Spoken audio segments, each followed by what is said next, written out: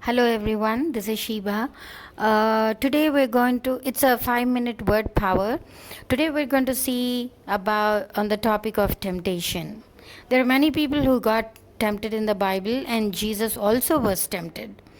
Let's look at Jesus first. Jesus was actually tempted in the wilderness. When he went for fasting for 40 days before his ministry began, he had to fast because he had to give up his flesh, he had to give up and bring true subjection under God. So he had to do that, and so he goes into the wilderness where he fasts for 40 days, and the Satan comes there, and he tempts Jesus. He says, why are you, he says, like, why are you fasting? You're the God, you can make. And if you, and Jesus, in those 40 days he's kind of very hungry. So he says, why even the bread, I mean the stones you can make into bread. And he also says, why are you doing this? You can ask, you can fall even if you jump from here. You don't have to do all these things. Even if you jump from here, God is going to send you angels because you are his son. So like that, Jesus was tempted too by Satan. Once for all, Jesus rebukes the Satan, and he says, be gone out of my sight. And the second temptation, many people got tempted in the Bible, and the second one is, I want to emphasize on Samson and Delilah. It's a long story, but how Delilah woos Samson to bring down the to actually bring down the Israelites, because he was a Nazarite. And in those, and Nazarites have a common rule that they are supposed to grow their hair and not cut it. So when Samson was born, before Samson was born, his parents were told that that he should not.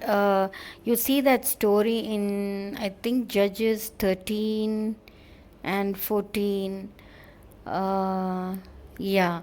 So he was told that he should not cut his hair.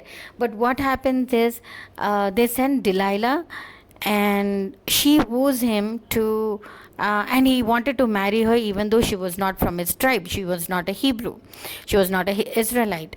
So he falls into temptation. That is the first temptation he has with her.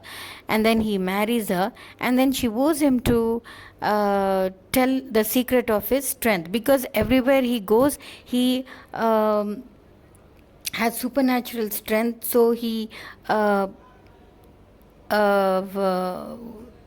kills the Philistines, and then he kills the tiger also. And then he eats actually from the carcass of the tiger, the honey is made, so he eats that. So there are a lot of things that Samson does. But eventually what happens is, they send Delilah to woo him, so that they know what his strength is, because they have tried him to try on the pole and then see if his strength goes. But then he breaks off with the chain. There's time with the chains are broken. They time with the ropes, ropes are broken. And so all these things happen, and finally he confides in Delilah that the secret to his strength is his hair. So she goes and tells the Philistines that his secret is in the hair. And it's such a sad story.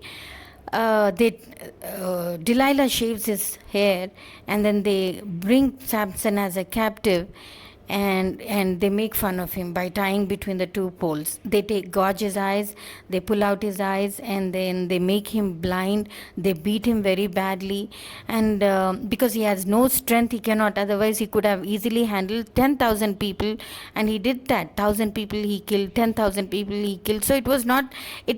He killed an army.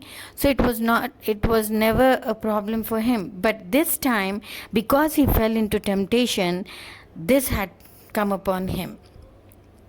And Then finally he prays to God there and he says, "One last time, Lord, give me back my strength so that I can glorify your name." With that, God brings back his strength. He pushes the two pillars where all these Philistines and their leaders and the in charge and the kings and all of them, princesses and all of them were there to make fun of him. And what happens is he pushes those two pillars and the whole roof which was on them and they were under it, that all the whole thing falls on them and they all die. So they're saying, what they said is, when Samson lived he did not kill, but when he died he killed 10 times more of the people that he died. So what I want to emphasize is temptation is very bad. Temptation is very dangerous, and giving into temptation, Jesus, we have two examples here. Jesus, even though he was tempted, he said he rebuked the Satan, he did not give into temptation. But for Samson, being fully man, he Jesus also was on the earth as fully man, he was not God. He was fully God, he was fully man, it says, but he took everything as a man. So when Samson was tempted, he gave into his flesh and he got tempted, and then he had to face the repercussions. But what we need to know here is, when temptations come, it is very important for us to flee from temptations.